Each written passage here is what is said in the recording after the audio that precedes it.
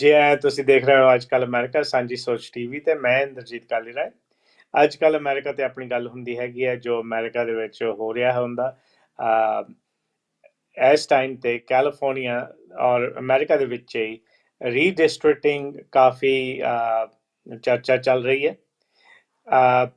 Texas ਦੇ ਵਿੱਚ ਉਹਨਾਂ ਨੇ ਲੈਜਿਸਲੇਚਰ ਨੇ ਰੀਡਿਸਟ੍ਰਿਕਟਿੰਗ ਕੀਤੀ ਹੈਗੀ ਆ ਤੇ ਰੌਲਾ ਪੈ ਰਿਹਾ ਹੈਗਾ ਔਰ ਚਰਚਾ ਹੋ ਰਹੀ ਹੈ ਵੀ ਟੈਕਸਸ ਦੀ ਰੀਡਿਸਟ੍ਰਿਕਟਿੰਗ ਦੇ ਨਾਲ ਜੋ ਰਿਪਬਲਿਕਨ ਮੈਜੋਰਿਟੀ ਟੈਕਸਸ ਸਟੇਟ ਦੇ ਵਿੱਚ ਹੈਗੀ ਆ ਉਹਨਾਂ ਨੇ ਸੀਟਾਂ ਦੀ ਐਡਜਸਟਮੈਂਟ ਕਰਕੇ 5 ਪੋਸੀਬਲੀ ਸੀਟਾਂ ਉਹ ਹੋਰ ਹਾਸਲ ਕਰ ਸਕਦੇ ਆਉਣ ਵਾਲੇ 2026 ਦੀ ਇਲੈਕਸ਼ਨ ਤੇ। ਇਹਦੇ ਮੁਕਾਬਲੇ ਦੇ ਵਿੱਚ ਕੈਲੀਫੋਰਨੀਆ ਦੇ ਗਵਰਨਰ ਨੇ ਔਰ ਲੈਜਿਸਲੇਸ਼ਨ ਨੇ ਰੀਡਿਸਟ੍ਰਿਕਟਿੰਗ ਵੀ ਚਾਲੂ ਕੀਤੀ ਹੈਗੀ ਹੈ ਕੈਲੀਫੋਰਨੀਆ ਦੇ ਵਿੱਚ। 2010 ਦੇ ਵਿੱਚ ਕੈਲੀਫੋਰਨੀਆ ਨੇ ਰੈਫਰੈਂਡਮ ਦੇ ਰਾਹ ਕਨਸਟੀਟਿਊਸ਼ਨਲ ਅਮੈਂਡਮੈਂਟ ਕੀਤਾ ਸੀ ਜਿਹਦੇ ਹਿਸਾਬ ਨਾਲ ਵੀ ਪਬਲਿਕ ਡਿਸਾਈਡ ਕਰੇਗੀ ਵੀ ਡਿਸਟ੍ਰਿਕਟਿੰਗ ਕਿੱਦਾਂ ਹੋਵੇਗੀ। ਉਹਦੇ ਲਈ ਕਮਿਸ਼ਨ ਸੈੱਟ ਕੀਤਾ ਗਿਆ ਸੀ ਤੇ ਉਹ ਕਮਿਸ਼ਨ ਨੇ 2020 ਦੀ ਜਿਹੜੀ ਸੈਂਸਸ ਹੁੰਦੀ ਆ ਉਹ ਤੋਂ ਬਾਅਦ ਕੈਲੀਫੋਰਨੀਆ ਦੀਆਂ ਡਿਸਟ੍ਰਿਕਟਸ ਬਣਾਈਆਂ ਸੀ। ਪਰ ਹੁਣ ਇਹ ਜਿਹੜਾ ਟੈਕਸਸ ਦਾ ਮੁਕਾਬਲਾ ਆ ਔਰ ਰੌਲਾ ਪੈ ਰਿਹਾ ਤੇ ਕੈਲੀਫੋਰਨੀਆ ਉਹਦਾ ਮੁਕਾਬਲਾ ਕਰਨਾ ਮੰਗਦੀ ਹੈ।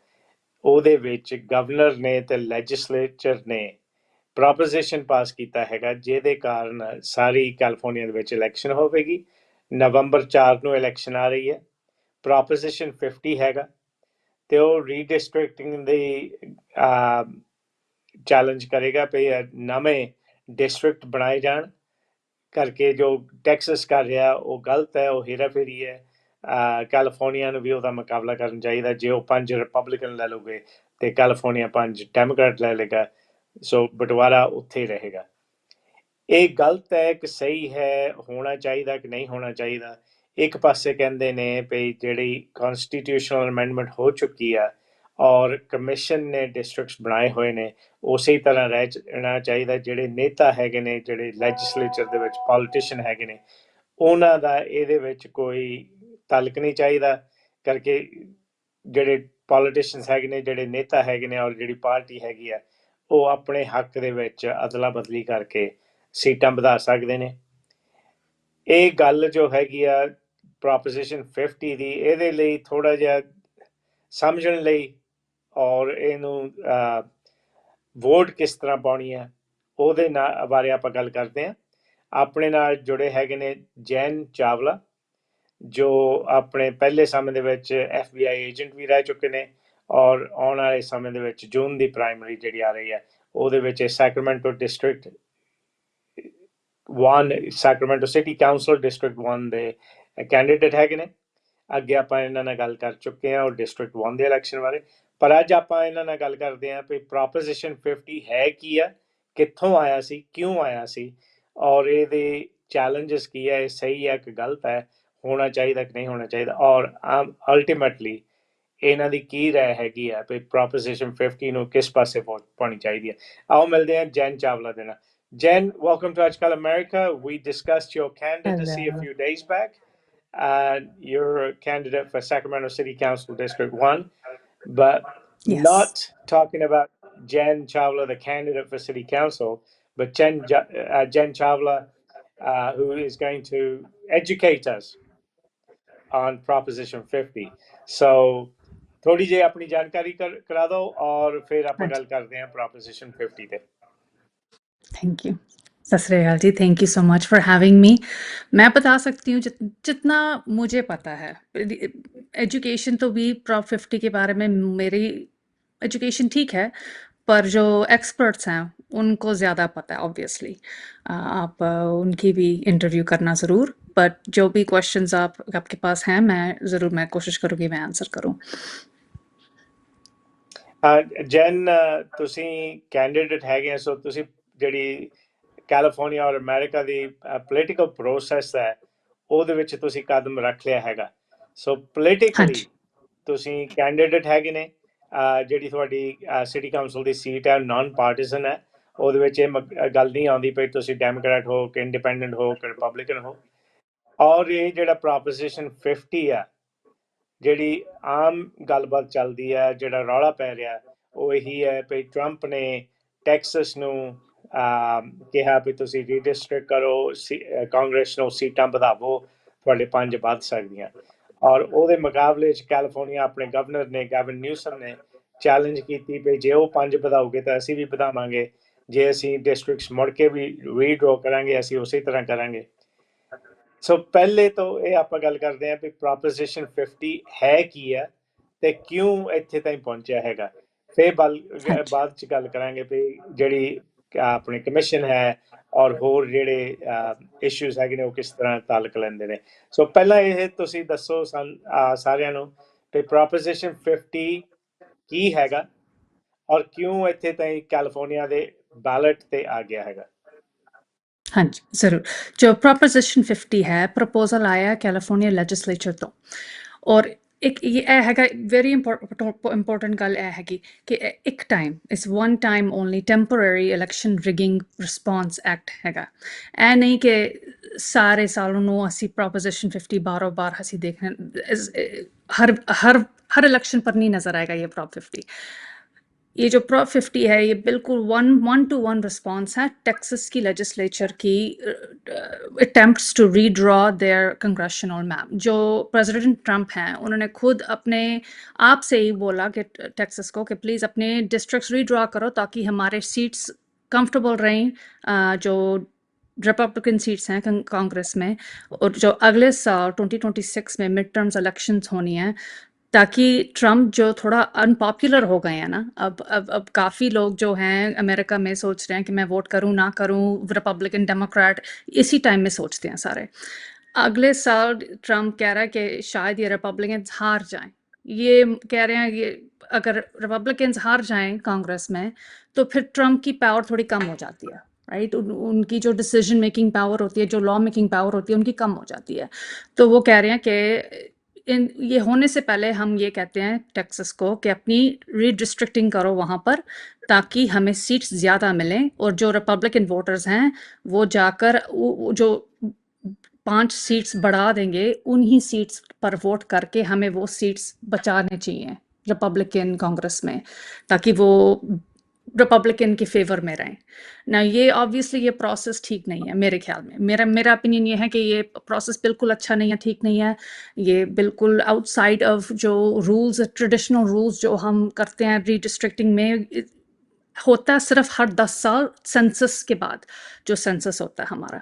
तो हर 10 साल जो सेंसस होता है, जो स्टेट का सेंसस या फेडरल सेंसस होता है, उसके बाद देखा जाता है कि अच्छा रीडिस्ट्रिक्टिंग की ज़रूरत है कि नहीं है, डेमोक्रेट्स कहाँ पर हैं, रिपब्लिकन्स कहाँ पर हैं। पर ये मिडल ऑफ द सेंसस जो अब तो 2025 चल रहा है, 5 साल बाद सेंसस होना है। 5 साल पहले हुआ था 2020 में, 2030 में फिर सेंसस होना है।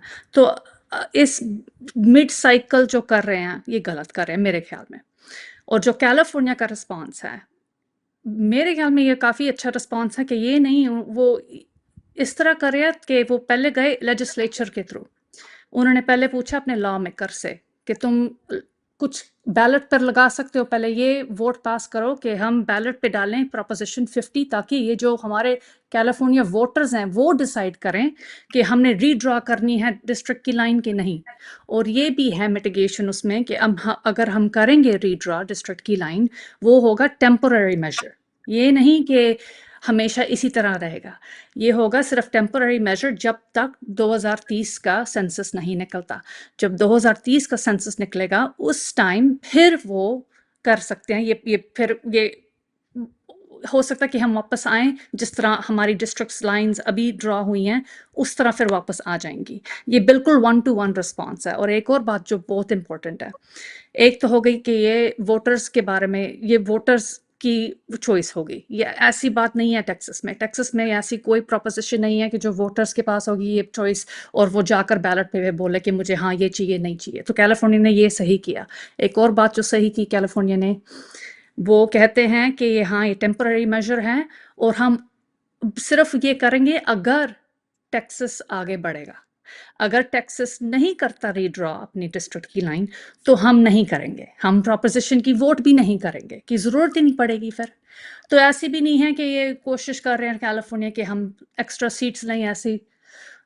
तो अगर आप देखो, अगर आगे भी बात कर सकते हैं, मैंने आज नंबर्स देखे, आपको मालूम है कि टेक्सास में जो रजिस्ट्रेशन पॉपुलेशन है, रजिस्टर्ड डेमोक्रेट्स और रजिस्टर्ड रिपब्लिकन्स हैं, आपको मालूम है कि नंबर्स क्या हैं वहाँ पर? मुझे बहुत आप फैसिनेटिंग लगा। बताइए। मैंने सोचा कि ज़्यादा रिपब्लिकन्स रजिस्टर्ड होंगे टेक्सास में। मैंने तो ऑब्वियसली यही सोचा, क्योंकि अभी इस टाइम जो नंबर्स हैं अभी टेक्सास में, अभी हैं कि टेक्सास में है अभी 45% डेमोक्रेटिक पार्टी रजिस्टर्ड वोटर्स और सिर्फ 25% रजिस्टर्ड रिपब्लिकन पार्टी वोटर्स, और ये है टेक्सास। तो ये बात सोचने वाली है। एंड सोचने वाली बात ये भी है कि कैलिफोर्निया में ऑलमोस्ट आइडेंटिकल रेशियो है। कैलिफोर्निया में भी 45% रजिस्टर्ड डेमोक्रेट वोटर्स हैं, 25% रिपब्लिकन पार्टी वोटर्स हैं, बाकी हैं या नो पार्टी प्रेफरेंस, इंडिपेंडेंट या कोई और दूसरी माइनर पार्टी। तो इसका मतलब ये है कि क्वाइट फ्रेंकली जो पॉपुलेशन पर population of the state Democrats हैं ज़्यादा वाले, जो रजिस्टर्ड डेमोक्रेट्स हैं वो है मेजोरिटी वहाँ पर, per as comparison to Republicans. There's more Democrat registered voters in Texas and California. लेकिन Republicans have more congressional seats in Texas. उनके पास ज़्यादा Republicans के पास ज़्यादा representation है Texas में इस टाइम। कैलिफोर्निया में ज़्यादा representation है Democrats पर, obviously क्योंकि हमारी population जो है ज़्यादा Democrat registered voters हैं यहाँ पर। तो आप सोचोगे तो फिर इसी तरह टेक्सास में भी होना चाहिए, तो ज़्यादा डेमोक्रेट्स पे भी होना चाहिए, जो कांग्रेस रिप्रेजेंटेटिव्स हैं वो भी डेमोक्रेट्स होने चाहिए टेक्सास में, पर ऐसी बात नहीं है। तो ऑलरेडी ये जेरी मैंडर्ड, इसका मतलब है जेरी मैंडर्ड का क्या होता है कि जो इलेक्टेड ऑफिशियल्स हैं वो डिस्ट्रिक्ट लाइंस ड्रॉ करते हैं ताकि जो रिपब्लिकन वोटर्स हैं और जो डेमोक्रेटिक वोटर्स हैं वो कहते हैं कि इस डिस्ट्रिक्ट में ज़्यादा रिपब्लिकन्स हैं, ताकि फिर इस डिस्ट्रिक्ट में मिलेंगे एक रिप्रेजेंटेटिव रिपब्लिकन का, इस डिस्ट्रिक्ट में ज़्यादा डेमोक्रेट्स हैं उसमें मिलेंगे एक डेमोक्रेट रिप्रेजेंटेटिव। ये जो करना चाह रहे हैं, जो ऑलरेडी कर चुके हैं हिस्ट्री में, पर और भी करना चाह रहे हैं कि ऐसे ऐसे ड्रॉ करो ताकि सारे रिपब्लिकन्स, जितने भी रिपब्लिकन्स हम मैनिपुलेट कर सकते हैं मैप को, उनको दिखाने के लिए कि हमारे हर एक इस डिस्ट्रिक्ट में ज़्यादा रिपब्लिकन हैं। ये मैनिपुलेशन होगी ना फिर, तो जेरी मैंडरिंग, तो यही मतलब है कि मैनिपुलेशन करना कि कितने होने चाहिए रिपब्लिकन सीट, कितने होने चाहिए डेमोक्रेट सीट। पर मेरे ख्याल में ऑब्वियसली अभी ये इक्वल रिप्रेजेंटेशन नहीं है, it's not a proper representation of what is the population of democrats versus republican. So जो टेक्सास करना चाह रहा है मेरे ख्याल में अच्छा नहीं है, पर जो कैलिफोर्निया करना चाह रहा है वो कर रहे हैं इन 1-to-1 रिस्पॉन्स टू टेक्सास, और वो भी एक टेम्पररी मेजर, और वो भी सिर्फ करेंगे अगर टेक्सास आगे बढ़ेगा। अगर टेक्सास नहीं आगे बढ़ेगा, कैलिफोर्निया भी नहीं बढ़ेगा आगे। ओके, काफ़ी डिटेल देने का हाँ जी। शुक्रिया। हम्म, ਇਹ ਜੋ ਟੈਕਸਸ ਦਾ ਔਰ ਕੈਲੀਫੋਰਨੀਆ ਦਾ ਝਗੜਾ ਤਾਂ ਨਹੀਂ ਹੈ, ਜਿੱਦਾਂ ਆਪਨੇ ਦੱਸਿਆ ਹੈਗਾ ਵੀ ਪ੍ਰੈਜ਼ੀਡੈਂਟ ਟਰੰਪ ਨੇ ਉਹਨਾਂ ਨੂੰ ਥੋੜੀ ਜਿਹੀ ਪੁਸ਼ ਦਿੱਤੀ ਹੈ ਔਰ ਉਹਨਾਂ ਨੂੰ ਸਲਾਹ ਦਿੱਤੀ ਹੈ। ਬਟ ਇੱਕ ਖਬਰ ਵੀ ਹੈਗੀ ਆ, ਥੋੜੇ ਕੁ ਦਿਨ ਹੋਏ ਮੈਂ ਸੁਣਿਆ ਸੀ ਕਿ ਜਿਹੜੀ ਟੈਕਸਸ ਨੇ ਰੀਡਿਸਟ੍ਰਿਕਟਿੰਗ ਕੀਤੀ ਸੀ 2020 ਦੇ ਵਿੱਚ, 2020 ਦੇ ਵਿੱਚ, ਉਹਦੇ ਵਿੱਚ ਥੋੜੀ ਇਸ਼ੂਜ਼ ਆ ਰਹੇ ਸੀ, ਰੇਸ਼ਲ ਕਮਿਊਨਿਟੀ ਕਿਸ ਤਰ੍ਹਾਂ ਵੀ ਜੋ ਲੀਗਲ ਬੈਰੀਅਰਸ ਔਰ ਲੀਗਲ ਗਰਾਊਂਡਸ ਹੈਗੇ ਨੇ, ਔਰ ਕੋਰਟ ਨੇ ਉਹ ਜਿਹੜੇ ਡਿਸਟ੍ਰਿਕਟ ਟੈਕਸਸ ਦੇ ਸੀਗੇ ਉਹਨਾਂ ਨੂੰ ਕਿਹਾ ਹੈਗਾ ਵੀ ਮੁੜ ਕੇ ਇਹਨਾਂ ਨੂੰ ਬਣਾਵੋ, ਤੇ ਜਿਹੜੀ ਆਪਣੇ ਪ੍ਰੈਜੁਡਿਸ ਆ ਔਰ ਜਿਹੜੀ ਉਹਦੇ ਵਿੱਚ ਗਲਤੀ ਆ ਕੁਝ ਵੀ ਆ ਉਹਨੂੰ ਨਿਕਾਲੋ। ਸੋ ਇੱਕ ਕੋਰਟ ਦਾ ਆਰਡਰ ਹੈਗਾ ਕਿ ਟਰੰਪ ਦੀ ਸਲਾਹ ਹੈਗੀ ਆ, ਇਹਦੇ ਬਾਰੇ ਤੁਸੀਂ ਕੀ ਜਾਣਦੇ ਹੋ? जो मेरा ख्याल है ਤੁਸੀਂ ਗੱਲ ਕਰਦੇ ਹੋ ਹਰਮੀਤ ਢਿੱਲੋਂ ਦੇ ਬਾਰੇ में, सही है? हरमीत ਉਹਨਾਂ ढिल्लों ਨੇ ਵੀ मेरा ख्याल है उन्होंने, हाँ जी, ਉਹਨਾਂ ਨੇ ਕਿਹਾ ਹੈਗਾ ਵੀ ਜਿਹੜਾ ਬੀ ਦਾ ਡਿਸਟ੍ਰਿਕਟਿੰਗ ਡਰਾ ਹੋਇਆ ਸੀਗਾ, ਉਹਦੇ ਵਿੱਚ ਇਸ਼ੂਜ਼ ਹੈਗੇ ਨੇ, ਤੇ ਕੋਰਟ हाँ ਨੇ जी। ਉਹਨਾਂ ਨੂੰ ਆਰਡਰ ਕੀਤਾ ਹੈਗਾ ਵੀ ਤੁਸੀਂ ਆਪਣੇ ਰੀਡਿਸਟ੍ਰਿਕਟਿੰਗ ਕਰੋ, ਤੇ ਉਹਨਾਂ ਨੂੰ ਮੌਕਾ ਮਿਲਿਆ ਹੈਗਾ। ਔਰ ਮੇਰੀ ਸੋਚ ਕਹਿੰਦੀ ਹੈ ਵੀ ਜਦ ਕੋਰਟ ਨੇ ਉਹਨਾਂ ਨੂੰ ਕਹਿਤਾ ਤੁਸੀਂ ਰੀਡਰਾ ਕਰੋ, ਤੇ ਫਿਰ ਉੱਤੇ ਟਰੰਪ ਸਾਹਿਬ ਨੇ ਵੀ ਕਿਹਾ ਹੈਗਾ ਵੀ ਹਾਂਜੀ ਹੁਣੇ ਹੀ ਕਰੋ, ਛੇਤੀ ਛੇਤੀ ਕਰੋ, ਆਪਣੇ 26 ਦੀ ਇਲੈਕਸ਼ਨ ਆ ਰਹੀ ਹੈ, ਉਹਦੇ ਵਿੱਚ ਆਪਾਂ ਨੂੰ ਜੇ ਕੋਈ ਨਫਾ ਹੁੰਦਾ ਤਾਂ ਠੀਕ ਹੀ ਹੈ। ਸੋ ਇਹ ਜਾਇਜ਼ ਹੈ ਕਿ नहीं? तो मज़ेदार बात क्या है, जो कोर्ट ने लेटर इशू किया, मेरा ख्याल है वो रिसर्च करना पड़ेगा, पर जो मैंने पहले बात समझाई है कि अभी 45% डेमोक्रेटिक पार्टी रजिस्टर्ड वोटर्स हैं उस स्टेट में, टेक्सास में। तो कोर्ट यही कह रही है कि अगर 45% डेमोक्रेटिक पार्टी है रिप्रेजेंटेशन, तो फिर तुम्हारे रिप्रेजेंटेशन जो कांग्रेस में जा रहे हैं वो क्यों नहीं बैलेंस्ड? क्योंकि अभी इस वक्त मेरा ख्याल है कि उनके जो सीट्स हैं ये टेक्सास में 38 हैं, 38 पूरे यूएस हाउस सीट्स हैं टेक्सास में। 38 में 25 जो सीट हैं वो रिपब्लिकन्स के हैं। अगर 45% डेमोक्रेटिक वोटर्स हैं, 45% डेमोक्रेटिक वोटर्स हैं और सिर्फ 25% वोटर्स हैं रिपब्लिकन, तो फिर रिपब्लिकन्स को 25 सीट्स कैसे मिल गई और डेमोक्रेट्स को सिर्फ 12 सीट्स कैसे मिल गई? तो ये बैलेंस नहीं है। तो मेरा ख्याल है अगर कोर्ट कह रहा है कि ये रीड्रॉ करो ताकि ये रिप्रेजेंटेशन प्रॉपर हो, इसी वजह से कह रहा है क्योंकि अभी प्रॉपर नहीं है, अभी काफ़ी जेरीमैंडर्ड है। और जो भी कह रहा है कि कोर्ट ने कहा रीड्रॉ करो, तो अपनी तरफ से कह रहा है कि कोर्ट ने कहा रीड्रॉ करो तो हम रीड्रॉ कर रहे हैं, इसीलिए तो ट्रंप कह रहा है। पर कोई ये भी नहीं देख रहा ना कि ये रजिस्टर्ड रिपब्लिकन्स वर्सेस डेमोक्रेट के नंबर कितने हैं, ये तो देखना भूल जाते हैं। क्योंकि जब सोचते हैं ना लोग टेक्सास के बारे में, सोचते हैं ये तो कंसर्वेटिव स्टेट है, ये है रिपब्लिकन स्टेट, क्योंकि हिस्टोरिकली वाकई था। पर जो सही बात है कि जो बड़े-बड़े शहर हैं, ह्यूस्टन, ऑस्टिन, काफ़ी डाइवर्स हो गई हैं, काफ़ी डेमोक्रेटिक वोटर्स आ गई हैं, जो रजिस्टर्ड डेमोक्रेटिक वोटर्स हैं वहाँ पर टेक्सास में हैं, वो बड़े-बड़े शहरों में। तो इसीलिए जो रिप्रेजेंटेशन होनी चाहिए वो रिप्रेजेंटेशन होनी चाहिए जो प्रॉपरली रिप्रेजेंट करे अपने पॉपुलेशन को। जिस तरह कैलिफोर्निया में 45% ऑल्सो हैं democratic registered voters, 25% Republican registered voters, और कैलिफोर्निया में 52 सीट्स में से 43 हैं डेमोक्रेट्स के। तो ये ऑब्वियसली थोड़ा हाई है डेमोक्रेट्स के फेवर में, पर फिर भी रिप्रेजेंट करता है कि डेमोक्रेट ज़्यादा वोटर्स हैं कैलिफोर्निया में। उसी मुकाबले में तो टेक्सास में ये भी होना चाहिए कि टेक्सास में फिर क्यों है कि 38 सीट्स के में से 25 रिपब्लिकन के हैं, 38 सीट्स में से सिर्फ 12 होने चाहिए फिर रिपब्लिकन के, अगर हम इस तरह करेंगे मुकाबला।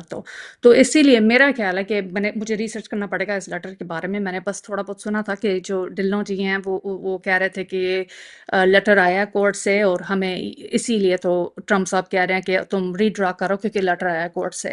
पर मेरा नहीं ख्याल कि इंटेंट लेटर के पीछे ये था कि तुम रीड्रा करो रिपब्लिकन के फेवर में। मेरा ख्याल है कि इंटेंट ये था कि कोर्ट कह रहा है कि तुम्हारे पॉपुलेशन की रिप्रेजेंटेशन सही नहीं है, तो तुम ये रीड्रॉ करो ताकि तुम्हारे डेमोक्रेट ज्यादा रिप्रेजेंटेशन हो। गलत भी हो सकती हूँ, Okay. मुझे रिसर्च करना पड़ेगा सारी। हाँ जी। ਆਪਾਂ ਗੱਲ ਕਰਦੇ ਹਾਂ ਪ੍ਰੋਪੋਜੀਸ਼ਨ 50 ਕੀ ਹੈਗਾ, ਕਿਉਂ ਆਇਆ ਔਰ ਕੀ ਉਹਦੀ ਜ਼ਰੂਰਤ ਪਈ ਹੈ, ਕੀ ਇਸ਼ੂ ਡੈਮੋਕ੍ਰੈਟ ਰਿਪਬਲਿਕਨਸ ਦਾ ਹੈਗਾ, ਕੈਲੀਫੋਰਨੀਆ ਨੂੰ ਇਹ ਸਟੈਪ ਲੈਣਾ ਚਾਹੀਦਾ ਕਿ ਨਹੀਂ ਲੈਣਾ ਚਾਹੀਦਾ।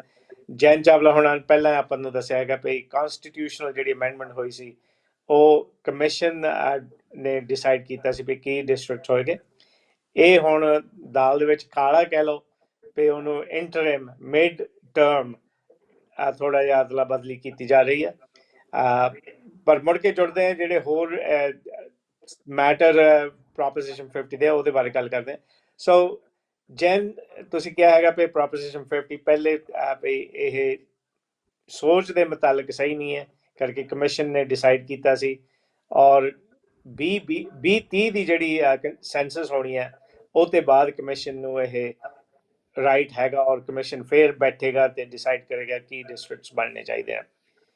ਉਹ ਰਜਿਸਟਰਡ ਵੋਟਰਸ ਦੇ ਹਿਸਾਬ ਨਾਲ ਹੁੰਦੇ ਨੇ, ਕਿੰਨਾ ਪ੍ਰੋਪੋਰਸ਼ਨ ਹੈਗਾ ਤੁਸੀਂ ਉਹ ਵੀ ਪਹਿਲਾਂ ਦੱਸਿਆ ਵੀ ਟੈਕਸਸ ਦੇ ਵਿੱਚ 25% ਰਿਪਬਲਿਕਨ ਹੈਗੇ ਆ, 45% ਡੈਮੋਕ੍ਰੈਟਸ ਹੈਗੇ ਆ, ਲੇਕਿਨ ਉਹਨਾਂ ਦਾ ਜਿਹੜਾ ਕੰਗਰੈਸ਼ਨਲ ਕਾਕਸ ਹੈ ਉਹ ਇਸ ਤਰ੍ਹਾਂ ਰਿਫਲੈਕਟ ਨਹੀਂ ਕਰਦਾ। ਕੈਲੀਫੋਰਨੀਆ ਦੇ ਵਿੱਚ ਵੀ ਉਸੇ ਤਰ੍ਹਾਂ ਦਾ ਪਾਪੂਲੇਸ਼ਨ ਹੈਗਾ, 25% ਰਿਪਬਲਿਕਨ, 45% ਡੈਮੋਕ੍ਰੈਟ। ਕੈਲੀਫੋਰਨੀਆ ਦੇ ਵਿੱਚ ਥੋੜੇ ਜ਼ਿਆਦਾ ਡੈਮੋਕ੍ਰੈਟਸ ਹੈਗੇ ਨੇ ਪ੍ਰੋਪੋਰਸ਼ਨਲੀ, ਜੇ ਆਪਾਂ ਗਿਣਦੇ ਆ ਵੀ ਉਸੇ ਹਿਸਾਬ ਨਾਲ ਹੋਣਾ ਚਾਹੀਦਾ, ਉਹ ਨਹੀਂ ਹੈਗਾ। ਬਟ ਹੁਣ ਇਹ ਜਿਹੜੀ ਗੱਲ ਚੱਲ ਰਹੀ ਹੈ ਵੀ ਟੈਕਸਸ ਹੇਰਾਫੇਰੀ ਕਰੂਗਾ ਤੇ ਅਸੀਂ ਵੀ ਹੇਰਾਫੇਰੀ ਕਰਾਂਗੇ, ਬਾਰੀ ਦਾ ਬੱਟਾ ਆਪਣੇ ਕਈ ਕਹਿ ਦਿੰਦੇ ਨੇ, ਉਸ ਹਿਸਾਬ ਨਾਲ ਤਾਂ ਇਹ ਹੋ ਰਿਹਾ। ਇਹ ਨਵੰਬਰ 4 ਨੂੰ ਇਹ ਕੈਲੀਫੋਰਨੀਆ ਦੇ ਜਿਹੜੀ ਆ ਖੇਡ ਆ ਔਰ ਚੈਲੰਜ ਆ ਟੈਕਸਸ ਨੂੰ, ਉਹਦੇ ਆਪਾਂ ਸਾਰੀ ਪਾਪੂਲੇਸ਼ਨ ਵੋਟਰਸ ਜਿਹੜੇ ਹੈਗੇ ਨੇ ਉਹ ਡਿਸਾਈਡ ਕਰਾਂਗੇ। ਇਹ ਜਿਹੜਾ ਪ੍ਰੋਪੋਜੀਸ਼ਨ 50 ਆ ਇਹ ਕੱਲੀ ਕਾਂਗਰਸ ਨੂੰ ਇੰਪੈਕਟ ਕਰਦਾ ਹੈਗਾ ਕਿ ਹੋਰ ਵੀ ਜਿਹੜੇ ਲੈਜਿਸਲੇਚਰ ਆਪਣੇ ਲੋਕਲ ਹੈਗੇ ਨੇ, ਆਪਾਂ MLA ਕਹਿ ਦਿੰਦੇ ਆ, ਉਹ ਡਿਸਟ੍ਰਿਕਟਸ ਜਿਹੜੀਆਂ ਹੈਗੀਆਂ ਅਸੈਂਬਲੀ ਦੀਆਂ ਹੈਗੀਆਂ, ਕੈਲੀਫੋਰਨੀਆ ਸੈਨੇਟ ਦੀਆਂ ਹੈਗੀਆਂ, ਉਹਨਾਂ ਤੇ ਕੋਈ ਇੰਪੈਕਟ ਪਊਗਾ? ਔਰ ਜਿਹੜੇ ਲੋਕਲ ਹੈਗੇ ਨੇ ਸਿਟੀ ਕਾਊਂਟੀ ਸੁਪਰਵਾਈਜ਼ਰਸ ਔਰ ਆਪਣੇ ਸਿਟੀ ਕਾਉਂਸਲ, ਉਸ ਡਿਸਟ੍ਰਿਕਟ ਤੇ ਵੀ ਇੰਪੈਕਟ ਪੈ ਸਕਦਾ ਕਿ ਕੱਲਾ ਹੀ ਕਾਂਗਰਸ ਦਾ ਹੈਗਾ? जो लोकल डिस्ट्रिक्ट्स होती हैं वो बिल्कुल अलग होती हैं। जो फेडरल डिस्ट्रिक्ट्स हैं वो अलग हैं, जो स्टेट डिस्ट्रिक्ट्स हैं वो अलग हैं, और वो जो लोकल डिस्ट्रिक्ट्स हैं वो भी अलग हैं।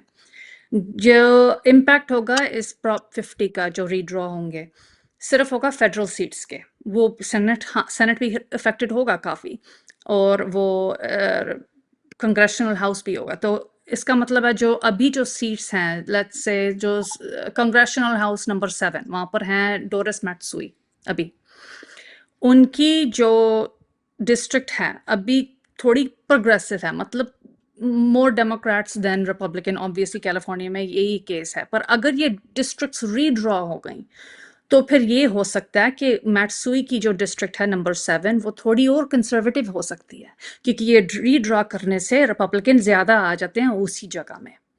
तो फिर ये मतलब कि ये चांस भी है कि जो ज़्यादा मॉडरेट हो बंदा वो जीत जाए उस डिस्ट्रिक्ट में, क्योंकि वो मॉडरेट हो गई है डिस्ट्रिक्ट। जो प्रोग्रेसिव डिस्ट्रिक्ट पहले मॉडरेट थी वो अब प्रोग्रेसिव हो गई है। तो इस तरह हो सकता है, पर लेकिन सिर्फ होगा फेडरल डिस्ट्रिक्ट्स के। वो लोकल जो, जैसे मैं रन कर रही हूँ पहली डिस्ट्रिक्ट सैक्रामेंटो सिटी काउंसिल के लिए, उसका कोई फ़र्क नहीं पड़ेगा उसको। तो वैसे ही सैक्रामेंटो की सिटी की डिस्ट्रिक्ट है तो वो बिल्कुल अलग है। जो मेरा पहला डिस्ट्रिक्ट है वो अलग है कंग्रेशनल पहला डिस्ट्रिक्ट से। वैसे मेरा ख्याल है वो पहला डिस्ट्रिक्ट है सदर्न कैलिफोर्निया में, जो फेडरल डिस्ट्रिक्ट है। तो हाँ जी, बिल्कुल फ़र्क Okay. काफ़ी पड़ेगा। Sure. ਆਪਣੇ ਸੋ ਜਿਹੜੀ ਕੰਗਰੈਸ਼ਨਲ ਸੀਟਸ ਆ ਪ੍ਰੋਪੋਜੀਸ਼ਨ 50 ਉਹਨਾਂ ਨੂੰ ਇੰਪੈਕਟ ਕਰੇਗਾ। ਲੋਕਲ ਜਿਹੜੇ ਹੈਗੇ ਨੇ, ਚਾਹੇ ਸਿਟੀ ਕਾਉਂਸਲ ਆ ਚਾਹੇ ਸੁਪਰਵਾਈਜ਼ਰ ਆ, ਔਰ ਜਿਹੜੀ ਕੈਲੀਫੋਰਨੀਆ ਦੀ ਸਟੇਟ ਲੈਜਿਸਲੇਚਰ ਆ ਉਹਨੂੰ ਇਹ ਕੋਈ ਇੰਪੈਕਟ ਨਹੀਂ ਕਰੇਗਾ। ਆਪਣੇ बिल्कुल ਪਹਿਲੇ ਤੁਸੀਂ ਕਿਹਾ ਹੈਗਾ ਵੀ ਟੈਂਪਰਰੀ, ਜਿਹੜਾ हाँ जी ਟੈਂਪਰਰੀ ਹੈ 26 ਨੂੰ ਤਾਂ ਇੰਪੈਕਟ ਕਰੇਗਾ, 28 ਨੂੰ ਵੀ ਕਰੇਗਾ ਨਾ, ਕਰਕੇ ਇਹ ਤਾਂ ਨਹੀਂ ਹੈਗਾ ਵੀ 26 ਦੀ ਇਲੈਕਸ਼ਨ ਹੋ ਜਾਏਗਾ ਤੇ 28 ਦੀ ਮੁੜ ਕੇ ਡਿਸਟ੍ਰਿਕਟ ਜਿਹੜੀ ਪਹਿਲੇ ਸੀ ਉਹ ਆ ਜਾਏਗੀ। ਸੋ 26 ਤੇ 28 ਦੀ ਇਲੈਕਸ਼ਨ ਜਿਹੜੀ ਆ, ਔਰ 30 ਦੀ ਵੀ ਇਲੈਕਸ਼ਨ ਜਿਹੜੀ ਹੋਏਗੀ ਉਹ ਪ੍ਰੋਪੋਜੀਸ਼ਨ 50 ਦੇ ਹਿਸਾਬ ਨਾਲ ਹੋਏਗੀ। 20-30 ਦੇ ਵਿੱਚ ਸੈਂਸਸ ਵੇ ਹੋਵੇਗਾ, ਸੈਂਸਸ ਦੇ ਬਾਅਦ ਕਮਿਸ਼ਨ ਬੈਠੇਗਾ, ਫਿਰ ਉਹ ਡਿਸਟ੍ਰਿਕਟਸ ਡਰਾ ਕੀਤੇ ਜਾਣਗੇ। ਸੋ ਜਿਹੜਾ ਮੈਜਰ ਹੈਗਾ ਹੈ ਪ੍ਰੋਪੋਜੀਸ਼ਨ 50, ਇਹ ਆਉਣ ਵਾਲੇ 5 ਸਾਲ ਲਈ ਲਾਗੂ ਹੋਵੇਗਾ, ਪਰ ਹੋਵੇਗਾ ਟੈਂਪਰਰੀ। ਇਹ ਠੀਕ ਮੈਂ ਬੋਲਿਆ? बिल्कुल बिल्कुल ਓਕੇ। ਸੋ ਦੋਨੋਂ ਹੀ ਸਾਈਡਸ ਜਿਹੜੇ ਕਹਿੰਦੇ ਨੇ ਯੈਸ ਚਾਹੀਦੀ ਆ ਪ੍ਰੋਪੋਜੀਸ਼ਨ 50 ਲਈ, ਔਰ ਜਿਹੜੇ ਕਹਿ ਰਹੇ ਨੇ ਨੋ ਪ੍ਰੋਪੋਜੀਸ਼ਨ 50 ਲਈ, ਔਰ ਕਾਫੀ ਪੈਸਾ ਵਿੱਚੋਂ ਡੋਲ ਰਹੇ ਨੇ। ਹੁਣੇ ਅਨਾਉਂਸ ਹੋਇਆ ਸੀਗਾ ਵੀ ਜਿਹੜੇ ਆਪਣੇ ਸੋਰੋਸ ਹੈਗੇ ਨੇ ਉਹਨਾਂ ਨੇ 30 ਮਿਲੀਅਨ ਯੈਸ ਵੋਟ ਤੇ ਕੰਟਰੀਬਿਊਟ ਕੀਤਾ ਹੈਗਾ, ਔਰ ਜਿਹੜੇ ਦੂਸਰੇ ਪਾਸੇ ਹੈਗੇ ਨੇ ਉਧਰੋਂ ਵੀ ਕਾਫੀ ਇਨਵੈਸਟਮੈਂਟ ਆ ਰਹੀ ਹੈ। ਇੰਨੀ ਵੱਡੀ ਇਲੈਕਸ਼ਨ ਇਹ ਕਿਸ ਤਰ੍ਹਾਂ ਬਣ ਗਈ ਜਿਹਦੇ ਵਿੱਚ ਇੰਨਾ ਪੈਸਾ ਡੋਲਿਆ ਜਾਵੇਗਾ? ਜੇ ਆਪਾਂ ਨੂੰ ਪਾਪੂਲੇਸ਼ਨ ਦਾ ਪਤਾ ਹੀ ਹੈ ਵੀ ਕਿਸ ਤਰ੍ਹਾਂ ਹੈਗੀ ਹੈ, ਸਟੇਟ ਵਾਈਡ ਇਲੈਕਸ਼ਨ ਹੈ, ਤੇ ਉਹਦੇ ਤਾਂ ਨੰਬਰਸ ਆਪਾਂ ਨੂੰ ਵੈਸੇ ਹੀ ਐਸਟੀਮੇਟ ਹੋਣਾ ਚਾਹੀਦਾ ਵੀ ਕਿੰਨੇ ਰਜਿਸਟਰ ਹੈਗੇ ਨੇ, ਕਿਆ ਰਿਜ਼ਲਟ ਆਉਣਾ ਚਾਹੀਦਾ, ਇੰਨੀ ਇੰਪੈਕਟ ਕਿੱਦਾਂ ਹੋਣੀ ਚਾਹੀਦੀ ਹੈ। ਸੋ ਪਬਲਿਕਲੀ ਇਹ ਪੈਸਾ ਜਿਹੜਾ ਖਰਚਿਆ ਜਾ ਸਕਦਾ ਹੋਏਗਾ, ਔਰ ਸਟੇਟ ਦਾ ਵੀ ਖਰਚਾ ਕਾਫੀ ਹੋਣਾ, ਮੇਬੀ 250 ਮਿਲੀਅਨ। ਉਹ ਇੰਨਾ ਪੈਸਾ ਜਿਹੜਾ ਖਰਚਿਆ ਜਾ ਰਿਹਾ ਆਪਣੇ ਸਕੂਲਾਂ 'ਚ ਵੀ ਚਾਹੀਦਾ, ਆਪਣੇ ਲਾਅ ਇਨਫੋਰਸਮੈਂਟ ਲਈ ਚਾਹੀਦਾ, ਹੋਰ ਕਈ ਆਪਣੇ ਇਸ਼ੂਜ਼ ਹੈਗੇ ਨੇ ਸਟੇਟ ਦੇ, ਉਹਨਾਂ ਤੇ ਵੀ ਪੈਸਾ ਵਰਤਿਆ ਜਾ ਸਕਦਾ। ਕਿਆ ਤੁਸੀਂ ਸੋਚਦੇ ਆ ਵੀ ਜਿਹੜਾ 250 ਮਿਲੀਅਨ ਇਸ ਮੁੱਦੇ ਤੇ ਖਰਚ होएगा स्टेट ਦਾ, ਉਹ ਜਾਇਜ਼ ਹੈਗਾ? जो पैसे अभी आ रहे हैं, जो अपोजिशन में जो पैसे आ रहे हैं फॉर अगेंस्ट प्रॉप 50, आप ये पहले सोचो। मैं मानती हूँ कि हाँ जी, जो भी इलेक्शन पर बैलेट अगर स्पेशल इलेक्शन होगा तो पैसे तो लगेंगे ज़रूर, लेकिन जो गवर्नर हैं हमारे, वो कोशिश कर रहे हैं कि जो भी पैसे हम खर्च करेंगे वो प्राइवेट पार्टी से आएंगे, मतलब ये टैक्स डॉलर के नहीं कि प्राइवेट पार्टी से आए, ताकि हम आगे बढ़ें प्रोपोजिशन 50 के। पर ये जो अपोजिशन है उनके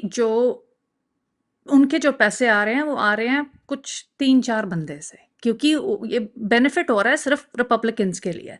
तो ये तो अमेरिका में तो ये भी हो सकता है ना कि जो 3-4 बंदे हैं वो कह रहे हैं मुझे नहीं चाहिए कि रीड्रॉइंग नहीं चाहिए कैलिफोर्निया में, मुझे रिपब्लिकन रिप्रेजेंटेशन चाहिए, तो वो 20-30-40 मिलियन डॉलर अपनी तरफ से डाल सकते हैं, क्योंकि वो कह रहे हैं कि हमें नहीं चाहिए। तो ये फिर मुश्किल होगा कैलिफोर्निया को मुकाबला करना, क्योंकि ये टैक्स डॉलर तो नहीं हम डाल सकते इस तरह। हम कहाँ से लाएंगे ये पैसे? वैसे आप जैसे आप कह रहे हैं हमारे पास ये पैसे भी नहीं है अपनी सड़कें ठीक करने के लिए, स्कूल के ठीक करने के लिए ये पैसे भी नहीं है हमारे पास, तो हम कहाँ से लाएं ये सारे पैसे?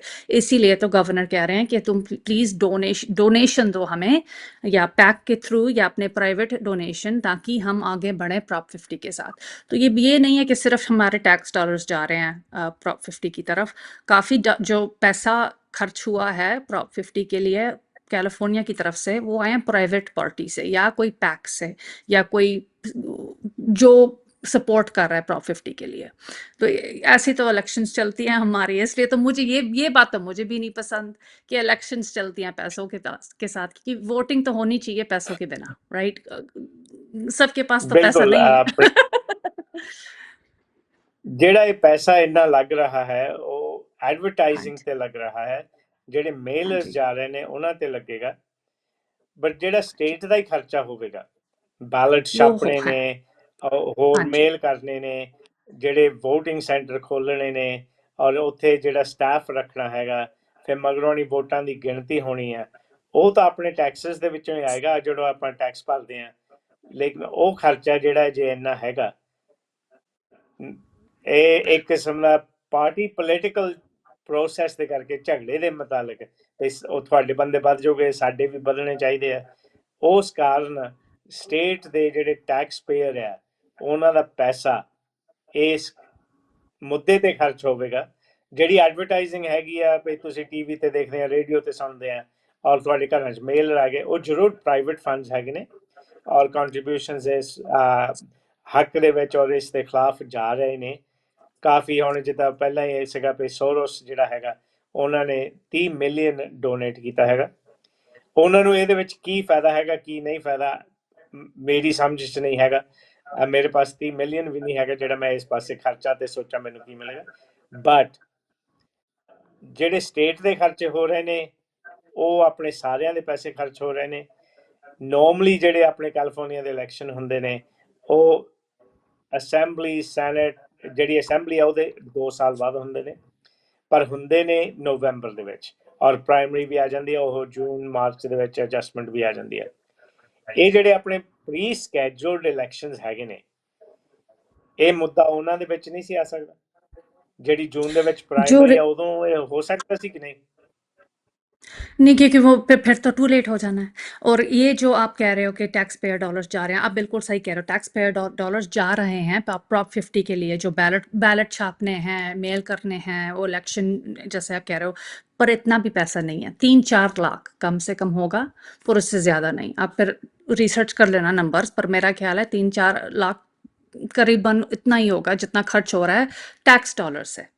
तो हमारे लिए तो काफ़ी ज़्यादा पैसा है, पर जो स्टेट ऑफ कैलिफोर्निया है उनके लिए तो इतना पैसा नहीं है, क्योंकि टैक्स डॉलर्स तो ये तो एलोकेशन तो होती है, राइट, कि इतना खर्चा होना है इस पर या उस पर। तो 3-4 लाख हमारे लिए ज़्यादा है, पर कैलिफोर्निया टैक्स पेयर्स के लिए इतना ज़्यादा नहीं है, क्योंकि हमारी बजट भी काफ़ी ज़्यादा है। California 4th largest economy of the world है इस टाइम, राइट। तो हम काफ़ी पैसे तो देते हैं दूसरे शहरों को, स्टेट्स को, क्योंकि उनकी फेडरल फंडिंग कम है, तो हमारे से जाते हैं पैसे उस तरफ। तो ये भी सोचने वाली बात है। और चलो 2-3 लाख हमारे खर्च हो गए, ठीक है। फिर भी हमारा और क्या, और चॉइस क्या है हमारी, पहले ये बताओ। जो हम कर रहे हैं कैलिफोर्निया, वो कर रहे हैं कॉन्स्टिट्यूशनली, मतलब हम डाल रहे हैं बैलेट पर, हम दे रहे हैं चॉइस अपनी सिटीजन्स को। हम कह रहे हैं तुम डिसाइड करो कि ये ठीक है कि नहीं है। टेक्सास तो नहीं कर रहा इस तरह। और जो बाकी जो स्टेट्स हैं, जो वो भी प्रेशर मिल रही है उनको ट्रम्प से कि तुम भी करो इस तरह जिस तरह टेक्सास करा है, वो भी शायद ना करें उस तरह जिस तरह हम कर रहे हैं। तो एटलीस्ट हम जो कर रहे हैं, हम कर रहे हैं बाय द बुक, राइट। ये नहीं कि हम पीछे से ऐसे ही जो भी हमारा मन करे हम कर रहे हैं, नहीं, ऐसे नहीं चलता। इसलिए वो कह रहे हैं कि अगर ये होगा तो होगा सिर्फ कैलिफोर्निया वोटर्स के डिसीजन के साथ। इसलिए बहुत इंपॉर्टेंट है कि कैलिफोर्निया वोटर्स इन्फॉर्म्ड रहें, उनको एजुकेशन मिले, इन्फॉर्म्ड रहें। आपकी बहुत बहुत मेहरबानी कि आप इस तरह कर रहे हो, क्योंकि काफ़ी लोगों को नहीं पता ये है क्या प्रॉप 50, ये मतलब क्या है, क्यों क्यों हो रहा है। तो जब इन्फॉर्म्ड वोटर्स होते हैं तो वोटिंग अच्छी रहती है हमारी, सही रहती है हमारी। तो इसलिए मैं कह रही हूँ प्लीज़, हाँ जी, जितना भी इन्फॉर्म कर सकते हैं हमें करना चाहिए। और ये भी इन्फॉर्म रहना चाहिए कि कैलिफोर्निया एटलीस्ट हम प्रॉपर स्टेप ले रहे हैं, इस तरह नहीं कर रहे कि हम बस लेजिस्लेचर ने डिसाइड कर लिया कि हमने प्रॉप 50 करना है तो वो हो गया। नहीं, लेजिस्लेचर ने बस सिर्फ ये डिसाइड किया है कि हम डालेंगे बैलेट पर, और फिर वोटर्स डिसाइड करेंगे कि आगे बढ़ना है कि नहीं। और वो भी होगा टेम्पररी मेजर, और सिर्फ सिर्फ टेक्सास अगर करेगा अपनी तरफ से, हम करेंगे हम अपनी तरफ से। ये नहीं कि हम ऐसे ही कर लेंगे, आगे बढ़ेंगे अगर टेक्सास नहीं बढ़ेगा आगे। Only if Texas moves forward shall California move forward. ये बात बहुत इंपॉर्टेंट है। ਓਕੇ, ਆਪਾਂ ਨਵੰਬਰ 4 ਤਾਈਂ ਜਾਂਦੇ ਹੈਗੇ ਆ। ਇੱਕੋ ਹੀ ਮੁੱਦਾ ਹੈਗਾ, ਨਵੰਬਰ 4 ਦੀ ਇਲੈਕਸ਼ਨ ਆ ਜਾਂਦੀ ਹੈ ਤੇ ਇੱਕੋ ਹੀ ਮੁੱਦਾ ਹੋਣੇ ਕਰਕੇ, ਇੱਕੋ ਹੀ ਵੋਟ ਹੋਣੇ ਕਰਕੇ, ਯੈਸ ਔਰ ਨੋ, ਇਹ ਗਿਣਨਾ ਕਾਫੀ ਸੌਖਾ ਹੋਵੇਗਾ। ਔਰ ਜਿਹੜੇ ਪੁਰਾਣੇ ਇਲੈਕਸ਼ਨਸ ਆਪਣੇ ਆਏ ਨੇ ਉਹਨਾਂ ਦੇ ਵਿੱਚ ਹਫਤਾ 2 ਮੇਬੀ ਮਹੀਨਾ ਵੀ ਕਈ ਵਾਰੀ ਲੱਗ ਜਾਂਦਾ ਵੀ ਵੋਟਾਂ ਹਾਲੇ ਕਾਊਂਟ ਨਹੀਂ ਹੋਈਆਂ, ਉਹ ਹਾਲੇ ਵੈਰੀਫਾਈ ਨਹੀਂ ਹੋਈਆਂ। ਮੇਰੀ ਆਸ ਹੈਗੀ ਆ ਵੀ ਜਿਹੜੀ ਇਲੈਕਸ਼ਨ ਇੱਕੋ ਹੀ ਮੁੱਦੇ ਦੀ ਆ, ਸਾਰੇ ਕਾਊਂਟੀ, ਸਾਰੇ ਡਿਸਟ੍ਰਿਕਟਸ ਦੇ ਵੋਟ ਹੋ ਸਕਦਾ ਰਾਤੋਂ ਰਾਤ ਕਾਊਂਟ ਹੋ ਜਾਣ।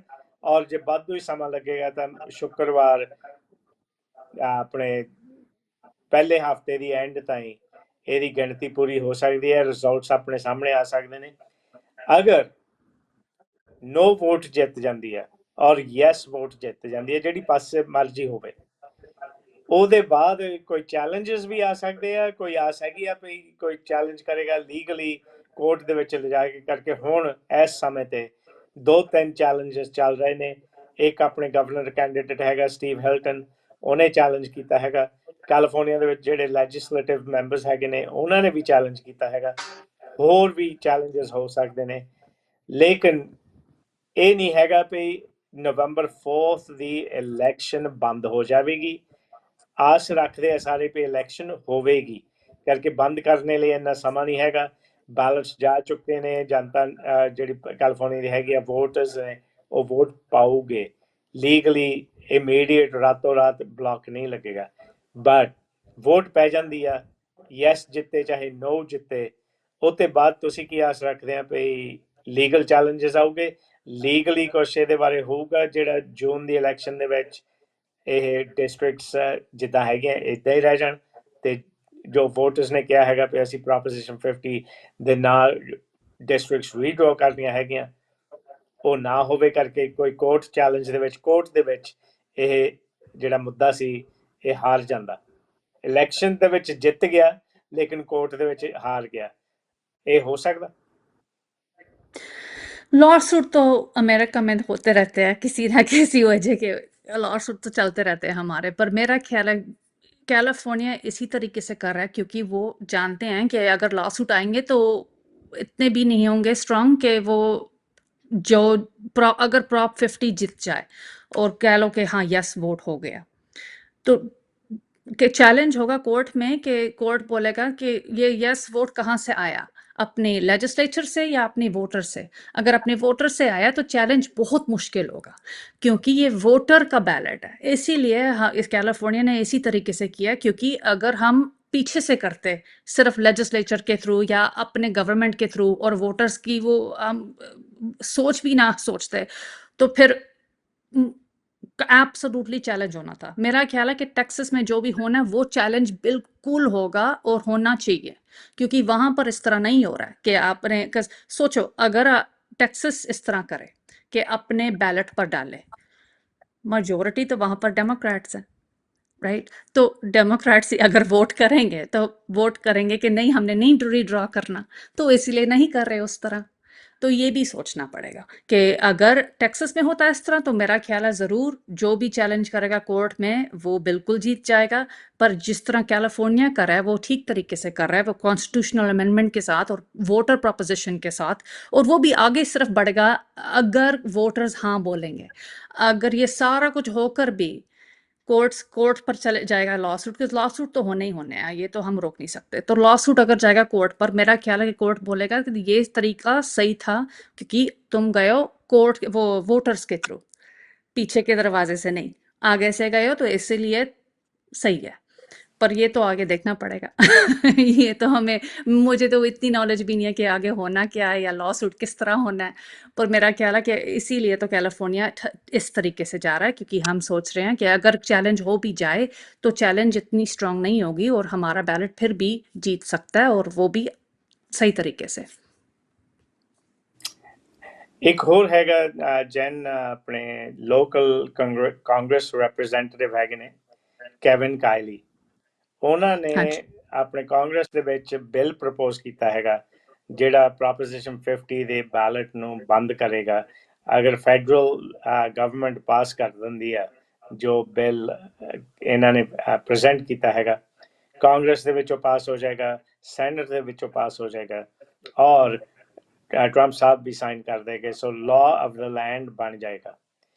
ਉਸ ਤੇ ਬਾਅਦ ਜੇ ਉਹ ਲਾਅ ਬਣ ਗਿਆ, ਉਹਦਾ ਇੰਪੈਕਟ ਇਸ ਪ੍ਰੋਪੋਜੀਸ਼ਨ 50 ਤੇ ਕਿੰਨਾ ਕੁ ਪੈ ਸਕਦਾ? जेड़ा लॉ केविन कायली, मैं आई एम नॉट फेमिलियर, कौन सा लॉ है जो बैलेट जो आई मीन प्रोपोजिशन केविन कायली ने आगे, आई ਉਹਨਾਂ नो ਨੇ कि वो रिपब्लिकन है यहाँ के। हाँ ਰਾਈਟ, जी। ਉਹਨਾਂ ਨੇ ਇੱਕ ਬਿੱਲ ਪ੍ਰਪੋਜ਼ ਕੀਤਾ ਹੈਗਾ ਜਿਹੜੀ ਕਾਂਗਰਸ ਹੈਗੀ ਆ, ਹਫ਼ਤਾ 2 ਹਫ਼ਤੇ ਹੋਏ ਨੇ। ਉਹ ਬਿੱਲ ਦੇ ਵਿੱਚ ਉਹ ਕਹਿ ਰਹੇ ਨੇ ਵੀ ਆਊਟਲਾਅ ਕਰਨਾ ਮੰਗਦੇ ਨੇ ਜੋ ਸਟੇਟਸ ਜਿਹੜੀ ਇੰਡੀਪੈਂਡੈਂਟ ਕਮਿਸ਼ਨ ਹੈ ਉਹਦੇ ਖਿਲਾਫ ਚੱਲੂਗੇ, ਔਰ ਇਹ ਜਿਹੜਾ ਪ੍ਰੋਪੋਜੀਸ਼ਨ 50 ਹੈ ਇਹ ਨਹੀਂ ਲਾਗੂ ਹੋਣਾ ਚਾਹੀਦਾ। ਸੋ ਇਮੈਜਿਨ ਕਰਦੇ ਆ ਵੀ ਕਾਂਗਰਸ ਨੂੰ 2-3 ਹਫ਼ਤੇ ਤਾਂ ਹਲੇ ਹੋਰ ਵੀ ਲੱਗ ਸਕਦੇ ਨੇ ਡਿਬੇਟ ਕਰਨੇ ਨੂੰ, ਉਹਨੂੰ ਫਲੋਰ ਤੇ ਲਿਆਉਣੇ ਨੂੰ, ਔਰ ਕਾਂਗਰਸ ਦੇ ਵਿੱਚ ਉਹ ਪਾਸ ਹੋ ਗਿਆ। ਸੋ ਜਿੱਦਾਂ ਆਪਣੇ ਕਹਿ ਦਿੰਦੇ ਆ ਵੀ ਬਾਈ ਦ ਸਕਿਨ ਆਫ ਯੋਰ ਟੀਥ, ਹੋ ਸਕਦਾ ਵੀ ਕਾਂਗਰਸ ਔਰ ਫੈਡਰਲ ਗਵਰਨਮੈਂਟ ਉਹ ਬਿੱਲ ਨੂੰ ਲਾਅ ਬਣਾ ਦੇਵੇ। ਪਰ ਉਸ ਸਮੇਂ ਦੇ ਵਿੱਚ ਤਾਂ ਆਪਣੀ ਇਲੈਕਸ਼ਨ ਮੇਰੇ ਹਿਸਾਬ ਨਾਲ ਹੋ ਜਾਏਗੀ, ਪਬਲਿਕ ਦੀ ਜਿਹੜੀ ਆਵਾਜ਼ ਆ ਉਹ ਨਿਕਲ ਜਾਏਗੀ ਔਰ ਲੋਕਾਂ ਨੇ ਸੁਣ ਵੀ ਲਈ ਹੋਗੀ। ਬਟ ਇਮੈਜਿਨ ਕਰਦੇ ਆ ਵੀ ਇਹ ਬਿੱਲ ਪਾਸ ਹੋ ਜਾਂਦਾ ਜੋ ਕੈਵਿਨ ਕਾਇਲੀ ਦਾ ਹੈਗਾ, ਉਹਦੇ ਬਾਅਦ ਵਿੱਚ ਪ੍ਰੋਪੋਜੀਸ਼ਨ 50 ਤੇ ਕੋਈ ਇੰਪੈਕਟ ਹੋ ਸਕਦਾ? बिल्कुल, और टेक्सास का भी हो सकता है, क्योंकि ये होगा फेडरल फिर, है ना? क्योंकि अगर लेकर जा रहा है वो फेडरल, तो फिर इसका मतलब है जो भी स्टेट्स हैं अमेरिका में वो भी बैन हो जाएंगे रीडिस्ट्रिक्टिंग रीड्रॉ करने के लिए मिड साइकिल। तो फिर ये टेक्सास का फ़ायदा नहीं रहा, ना कोई दूसरा जो या तीसरा रिपब्लिकन स्टेट है जो करना चाह रहा है, जो टेक्सास कर रहा है, उनका भी फ़ायदा नहीं रहा। तो इसीलिए मैं अगर वो बिल आगे बढ़े तो ठीक है, फिर कैलिफोर्निया की ज़रूरत नहीं है करने के लिए, ज़रूरत नहीं है, और ना टेक्सास। तो फिर हम वैसे जैसे हम हैं वैसे ही रहेंगे और फिर रीड्राइंग होगी अगले सेंसस पर 2030 में। तो इसलिए मैं कह रही हूँ अगर हाँ आगे बढ़े बिल तो ठीक है, कोई बात नहीं, फिर तो हम जैसे हम हैं वैसे ही रहेंगे और ये फिर ठीक है, पर बात आगे बढ़ेगी ही नहीं। पर अगर वो बिल आगे बढ़ेगा और उस टाइम लेट्स से प्रॉप 50 पास हो गया हुआ है, तो फिर प्रॉप 50 भी रिवर्स हो सकता है, पर टैक्सेस की रीड्राइंग भी ऑल्सो रिवर्स हो सकती है। तो मेरा नहीं ख्याल कि इस तरह होगा, क्योंकि रिपब्लिकन्स के इंटरेस्ट में नहीं है, कि रिपब्लिकन्स नहीं पास करेंगे, क्योंकि अभी जो हाउस और सेनेट हैं वहाँ पर फेडरली, वो सारे रिपब्लिकन के कंट्रोल में हैं। तो उनका कोई फ़ायदा नहीं कि अगर ये बिल पास हो कि वो उनकी स्टेट्स फिर रीड्रॉ नहीं हो सकती जब तक 2030 का सेंसस नहीं निकलता। तो उनके लिए ये फ़ायदा नहीं, और मेरा ख्याल है कि ट्रम्प साहब बोलेंगे नहीं तुम जी ये पास मत करो, क्योंकि हम फिर भी सीट्स उठा सकते हैं टेक्सास में या मिजूरी में या जो भी रिपब्लिकन स्टेट्स हैं। वो ये सोच रहे होंगे कि हमारा फ़ायदा फिर भी अच्छा है, अगर हम रीड्रॉ करेंगे 3-4 स्टेट्स में तो हमारे नंबर्स आगे बढ़ जाएंगे और डेमोक्रेट्स के नंबर फिर नीचे रह जाएंगे। तो मैं कहती तो आगे बढ़े क्योंकि फिर ये तो जो प्रोसीजर है तो वैसे ही रहेगी। मैं कहती तो जो जो केविन कायली कर रहे हैं रिपब्लिकन होकर भी ठीक कर रहे हैं, और वो भी कर रहे हैं क्योंकि अपनी सीट बचाने के लिए कर रहे हैं। आप ये भी सोचो, क्योंकि अगर केविन ये रीड्रॉ प्रॉप 50 आगे बढ़ेगा, फिर केविन कायली की सीट काफ़ी प्रोग्रेसिव हो जाएगी। तो ये मतलब जब इनकी री इलेक्शन आएगी तो वो शायद हार जाएंगे तो ये अपनी सीट बचाने के लिए कर रहे हैं, ये भी सोचो। तो ये Sure. अब अपने मतलब के लिए तो लोग सब कुछ कर लेते हैं ਰਾਈਟ ਬੇਸਿਕਲੀ ਜਿਹੜੀ ਆਪਣੀ ਸਾਊਥ ਏਸ਼ੀਅਨ ਕਮਿਊਨਿਟੀ ਹੈਗੀ ਆ ਉਹ ਵੀ हाँ जी। ਆਪਣੇ ਇਸੇ ਤਰ੍ਹਾਂ ਸਪਲਿਟ ਹੈਗੇ ਨੇ, ਕੋਈ ਰਿਪਬਲਿਕਨ ਹੈ ਕੋਈ ਡੈਮੋਕ੍ਰੈਟ ਹੈ। ਉਹਨਾਂ ਵਾਸਤੇ ਇੰਡੀਪੈਂਡੈਂਟਲੀ ਜੇ ਤੁਹਾਨੂੰ ਕੋਈ ਪੁੱਛਦਾ ਹੈਗਾ ਵੀ ਤੁਹਾਡੀ ਕੀ ਸਲਾਹ ਆ ਵੀ ਅਸੀਂ ਪ੍ਰੋਪੋਜੀਸ਼ਨ ਵੋਟ ਲਈ ਕਿਸ ਤਰ੍ਹਾਂ ਵੋਟ ਪਾਈਏ, ਤੇ ਤੁਹਾਡੀ ਕੀ ਸਲਾਹ ਹੋਵੇਗੀ? मैं कहती हूँ कि अगर टेक्सास आगे बढ़े और वो रीड्रॉ करें अपनी लाइंस को, तो एब्सोल्युटली हमें भी करना चाहिए, क्योंकि अगर हम नहीं कुछ करते फिर इसका मतलब ये है कि हमारा रूल ऑफ लॉ नहीं रहा। क्या इस देश में हमारा रूल ऑफ लॉ नहीं रहा। इसका मतलब कि जो भी स्टेट्स करना चाह रहे हैं वो कर सकते हैं जब मर्जी उनकी। हम इसलिए चैलेंज करना चाह रहे हैं क्योंकि हम कह रहे हैं कि अगर तुम भी कर सकते हो हम भी कर सकते, हम सही तरीके से करेंगे, पर हम करेंगे ज़रूर, क्योंकि बैलेंस तो उतना ही रहना चाहिए। फिर मैं बता रही हूँ फिर ना 45% वोटर्स टेक्सास में डेमोक्रेट्स हैं, 25% रिपब्लिकन, और फिर भी उनके इलेक्टेड रिप्रेजेंटेटिव ज़्यादा रिपब्लिकन्स हैं। ऑलरेडी इनकी लाइंस इस तरह ड्रॉ की हुई हैं कि वो रिपब्लिकन्स का फ़ायदा है। तो अब और फ़ायदा कर रहे हो रिपब्लिकन्स का, ना कोई बैलेट मेजर के साथ, ना कोई सलाह लेकर वो किसी सिटीज़न से, अपने आप से ही कर रहे हो, तो ये बात गलत है। तो हम मुकाबला करें? हम ये भी नहीं कह रहे कि टेक्सास करेगा अपनी अपनी तरफ से 5 सीट लेगा रिपब्लिकन्स के लिए और हम लेंगे 7 सीट डेमोक्रेट के लिए, नहीं। ये कह रहे हैं कि डेमोक्रेट्स करेगा, जितनी सीट्स टेक्सास लेगा उतनी सीट्स हम बदलेंगे यहाँ पर कैलिफोर्निया में। बिल्कुल 1 टू 1 मुकाबला हो रहा है। मेरा ख्याल है कि ये बात सही है, क्योंकि कैलिफोर्निया जिस तरीके से कर रहा है वो सही तरीके से कर रहा है। अगर मैं टेक्सास में होती मैं यही बोलती कि नहीं ये सही तरीका नहीं है, अगर करना है तो सही तरीके से करो। तो जब तक ये नहीं करते तो मेरा ख्याल है कि अगर हाँ जी एब्सोल्युटली यस वोट करना चाहिए। अगर टेक्सास आगे बढ़े तो हम भी आगे बढ़ना, हमें भी आगे बढ़ना चाहिए। ਸੋ ਬੇਸਿਕਲੀ ਮੈਂ ਹੀ ਤੁਹਾਨੂੰ ਪੁੱਛਾਂਗਾ ਵੀ ਮੇਰੇ ਹਿਸਾਬ ਕੋਈ ਅੰਡਰਸਟੈਂਡਿੰਗ ਨਹੀਂ ਆਉਂਦੀ, ਮੈਨੂੰ ਪਤਾ ਨਹੀਂ ਪ੍ਰੋਪੋਜੀਸ਼ਨ 50 ਕਿਆ ਹੈਗਾ, ਇਹਨੂੰ ਕਿਸ ਤਰ੍ਹਾਂ ਵੋਟ ਪਾਉਣੀ ਹੈ। ਤਾਂ ਤੁਹਾਡੀ ਰਾਏ ਇਹੀ ਹੋਵੇਗੀ ਵੀ ਯੈਸ ਵੋਟ ਪਾਉਣੀ ਹੈ, ਵੀ ਹਾਂ ਇਹ Yes, ਪ੍ਰੋਪੋਜੀਸ਼ਨ बिल्कुल। 50 ਲਾਗੂ ਹੋਣਾ ਚਾਹੀਦਾ, ਰੀਡਿਸਟ੍ਰਿਕਟਿੰਗ ਜੋ ਹੋ ਜਾਣੀ ਚਾਹੀਦੀ ਹੈ। ਔਰ ਜੇ जी। ਆਪਾਂ ਅੱਗੇ ਜਾਂਦੇ ਆ, ਇਹ ਪ੍ਰੋਪੋਜੀਸ਼ਨ 50 ਪਾਸ ਹੋ ਗਿਆ, ਕਿਆ ਗਾਰੰਟੀ ਹੈ ਵੀ ਟੈਂਪਰਰੀ ਰਹੇਗਾ? ਇਹਦਾ ਕੋਈ ਪ੍ਰੈਜ਼ੀਡੈਂਟ ਸੈੱਟ ਹੋ ਜਾਏਗਾ ਜਿਹੜੀ ਆਉਣ ਵਾਲੇ ਸਮੇਂ ਦੇ ਵਿੱਚ ਇਮੇਜਿਨ ਕਰਦੇ ਆ ਵੀ ਆਪਣੇ 26 ਦੀ ਜਿਹੜੀ ਇਲੈਕਸ਼ਨ ਆ ਰਹੀ ਹੈ ਉਹ ਗਵਰਨਰ ਦੀ ਵੀ ਇਲੈਕਸ਼ਨ ਹੈਗੀ ਹੈ, ਲੈਜਿਸਲੇਚਰ ਦੀ ਵੀ ਹੈਗੀ ਆ। ਜੇ ਆਪਾਂ ਅਸੰਪਸ਼ਨ ਬਣਾਉਣੇ ਆ ਵੀ ਕੈਲੀਫੋਰਨੀਆ ਦੀ ਜਿਹੜੀ ਵੋਟਿੰਗ ਪਬਲਿਕ ਹੈਗੀ ਆ ਉਹ ਨਾਰਾਜ਼ ਹੈ ਤੇ ਉਹ ਨੋ ਵੋਟ ਪਾ ਦਿੰਦੀ ਆ ਔਰ ਯੈਸ ਵੋਟ ਪਾ ਦਿੰਦੀ ਆ, ਤੇ 26 ਦੇ ਇਲੈਕਸ਼ਨ ਦੇ ਵਿੱਚ ਜਾ ਕੇ ਜਿਹੜੀ ਇਲੈਕਟੋਰੇਟ ਹੈਗੇ ਨੇ ਉਹ ਆਪਣੀਆਂ ਵੋਟਾਂ ਪਾਉਂਦੇ ਨੇ, ਜਿਹੜੀ ਸੁਪਰ ਮੈਜੋਰਿਟੀ ਕੈਲੀਫੋਰਨੀਆ ਲੈਜਿਸਲੇਚਰ ਦੇ ਵਿੱਚ ਹੈਗੀ ਆ ਉਹ ਨਹੀਂ ਰਹਿੰਦੀ, ਰਿਪਬਲਿਕਨ ਗਵਰਨਰ ਆ ਜਾਂਦਾ, ਰਿਪਬਲਿਕਨ ਲੈਜਿਸਲੇਚਰ ਬਣ ਸਕਦੀ ਹੈ। ਕਿਆ ਉਹ ਆਉਣ ਵਾਲੇ ਸਮੇਂ ਲਈ ਇਦਾਂ ਦਾ ਹੀ ਬਿੱਲ ਇੰਟਰੋਡਿਊਸ ਕਰਕੇ ਇਹਨੂੰ ਪਰਮਾਨੈਂਟ ਬਣਾ ਦੇਣ? ਇਹ ਹੋ ਸਕਦਾ? हो सकता है, क्यों नहीं हो सकता? जो मर्जी कर रहे होते हम तो यहाँ देख ही रहे ना, टेक्सास भी कर रहे हैं जो मर्जी। तो politics is a very messy game मेरा ख्याल। तो अगर रिपब्लिकन जीत जाए, हाउस मेजोरिटी यहाँ पर डेमोक्रेट्स की, सेनेट मेजोरिटी स्टेट सेनेट की, और गवर्नर भी आ जाए रिपब्लिकन, तो वो भी इसी तरह कर सकते हैं कि हम बैलेट मेजर आगे करेंगे ताकि रिपब्लिकन्स आगे बढ़ें। ये हो सकता है, पर वो किस वजह से कर रहे हैं ये पूछना चाहिए। ये कर रहे हैं क्योंकि अपना फ़ायदा उठाने या किसी और स्टेट की मुकाबला करने। अगर अपना सिर्फ फ़ायदा उठाने कि हम और सीट्स जीते हैं और हम हमेशा रिपब्लिकन ही रहे हैं स्टेट में, तो ये बात सही नहीं है। इसीलिए ये बैलेट मेजर जो प्रॉप 50 है टेम्पोरेरी ही है, और लिखा हुआ है टेम्पोरेरी। ना आगे 5 साल बाद क्या होगा, किस तरह होगा, मुझे तो ये भी नहीं पता ना। मुझे इतनी एजुकेशन है इस बारे में कि मैं बता सकूं फुल कॉन्फिडेंस में कि ये इस तरह होगा, या लाइकलीहुड ये है, लाइकलीहुड नहीं है। ये तो एक्सपर्ट्स ही बता सकते हैं। पर मेरी तरफ से मेरा ख्याल है, जितनी मेरी एक्सपीरियंस है पॉलिटिक्स में, कि अगर रिपब्लिकन वाकई जीत जाएगी आगे, और हो सकता है पॉसिबल काफ़ी है, तो फिर वो भी अपनी मर्जी से बैलेट मेजर डाल सकते हैं कि रिपब्लिकन्स का फ़ायदा हो। मेरा नहीं ख्याल है कि कैलिफोर्निया इतनी जल्दी मुड़ेगा डेमोक्रेट से रिपब्लिकन तक, बट हो सकता है। Everything is possible. हमने तो सब कुछ आज तक तो हमने सब कुछ देख लिए हैं। Everything is possible. Right anyway ਆਪਣੇ ਪ੍ਰੋਪੋਜੀਸ਼ਨ 50 ਦੇ ਬਾਰੇ ਜਿੰਨੀ ਕੁ ਆਪਣੀ ਗੱਲ ਹੋ ਸਕਦੀ ਹੈ ਆਪਣਾ ਕਰਨਾ ਮੰਗਦੇ ਸੀ ਤੇ ਉਹਦੇ ਕਿਆ ਇਸ਼ੂਜ਼ ਹੈਗੇ ਨੇ, ਕਿਸ ਤਰ੍ਹਾਂ ਉਹਦੇ ਬਾਰੇ ਆਪਾਂ ਅੱਗੇ ਚੱਲਣਾ ਹੈਗਾ, ਪਬਲਿਕਲੀ ਜਿਹੜੇ ਆਪਣੇ ਵੋਟਰਸ ਹੈਗੇ ਨੇ ਉਹਨਾਂ ਨੂੰ ਕੀ ਰਾਏ ਦੇਣੀ ਆ, ਉਹ ਵੀ ਆਪਾਂ ਡਿਸਕਸ ਕਰ ਲਿਆ। ਸੋ ਇਹ ਮੁੱਦਾ ਤਾਂ ਆਪਣਾ ਇੱਥੇ ਹੀ ਖਤਮ ਹੋ ਰਿਹਾ ਕਿ ਨਵੰਬਰ 4 ਨੂੰ ਹੀ ਪਤਾ ਲੱਗੇਗਾ ਵੀ ਪਬਲਿਕ ਜਿਹੜੀ ਹੈਗੀ ਉਹ ਕਿਸ ਤਰ੍ਹਾਂ ਲੈਜਿਸਲੇਚਰ ਨੂੰ ਔਰ ਇਹ ਜਿਹੜਾ ਪ੍ਰੋਪੋਜੀਸ਼ਨ 50 ਹੈ ਇਹਦੀ ਕੀ ਡਾਇਰੈਕਸ਼ਨ ਮਿਲਦੀ ਹੈ ਸਟੇਟ ਨੂੰ ਵੀ ਉਹ ਅੱਗੇ ਕਿਸ ਤਰ੍ਹਾਂ ਚੱਲੇ। ਸੋ ਬੇਸਿਕ ਇਹ ਹੈਗਾ ਵੀ ਜਿਹੜੇ ਲੋਕਲ ਇਲੈਕਸ਼ਨਸ ਆ ਉਹਨਾਂ ਤੇ ਇਹਦਾ ਕੋਈ ਤਾਲੁਕ ਨਹੀਂ ਹੈ।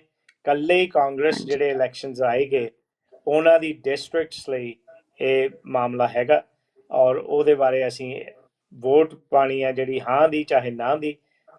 ਨਵੰਬਰ 5 ਨੂੰ 6 ਨੂੰ 7 ਨੂੰ ਆਪਾਂ ਨੂੰ ਪਤਾ ਲੱਗ ਜਾਏਗਾ ਵੀ ਆਪਣੇ ਕੈਲੀਫੋਰਨੀਆ ਦੀ ਜਿਹੜੀ ਇਲੈਕਟੋਰੇਟ ਹੈਗੀ ਉਹਨੇ ਕਿਸ ਤਰ੍ਹਾਂ ਡਿਸਾਈਡ ਕੀਤਾ।